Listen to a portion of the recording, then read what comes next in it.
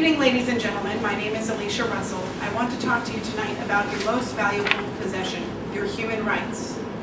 Your human rights are inalienable, which means they are with you when you're born and they cannot be taken away. Specifically, I want to talk to you about the Universal Declaration of Human Rights. What it is, why it's important, and what it has to do with you right here, right now. The Universal Declaration of Human Rights was adopted and proclaimed by the United Nations in 1948 to ensure that human rights violations, such as occurred in Nazi Germany, would never happen again. Yet on September 30th, 2006, Chinese border guards opened fire upon 75 Tibetan monks fleeing their homeland for religious freedom. 2 refugees were killed and only 41 made it to Nepal. Close to home, we also have human rights violations occurring. Gang violence, police brutality, racial profiling, elder abuse, forced psychiatric screenings and druggings, involuntary commitment, sweatshops, homelessness. These are all examples of human rights violations occurring every day in Los Angeles. Do you know what your human rights are? Well, I'm about to tell you. Number 1, we are all born free and equal. Number 2, everyone has these rights, no matter their differences. Number 3, you have the right to life. Number 4, no one is permitted to enslave you. You are free. 5, no one is permitted to torture, punish, or subject you to cruel and inhuman treatment. Number 6, you have rights no matter where you go. Number 7, your rights are protected by law. Number 8, we are all equal before the law. Number 9, no one is permitted to detain you unlawfully and unfairly. Number 10, you have the right to a fair trial.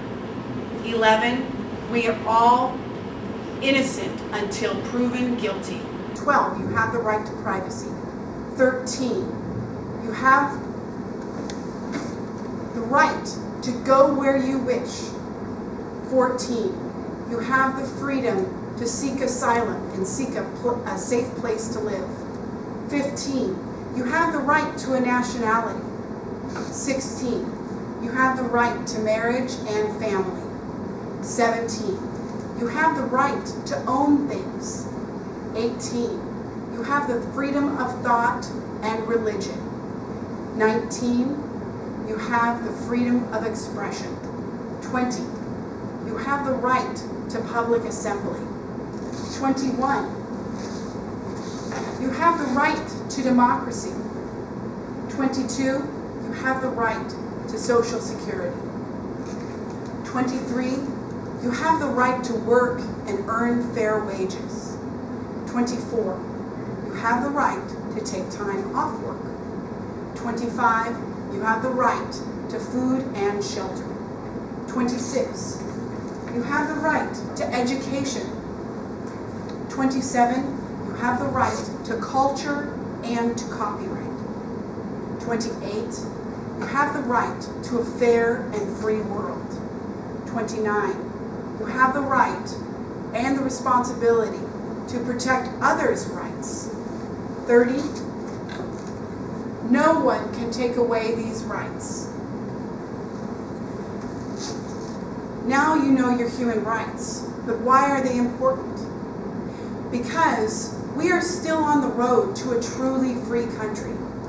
In 2005, United States government finally outlawed the execution of juveniles. And between 2004 and 2006, there have been over 200 taser-related deaths by law enforcement officers. Gang violence still runs rampant on the streets of Los Angeles, taking the lives and the dignity of our youth.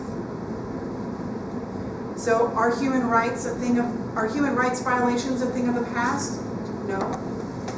But hopefully, with the knowledge and the dissemination of this data, one day they will be. Now you may think that this has nothing to do with you, but Martin Luther King once wrote, "An injustice anywhere is a threat to justice everywhere." So now that you know your human rights, what you do with them is up to you. Thank you.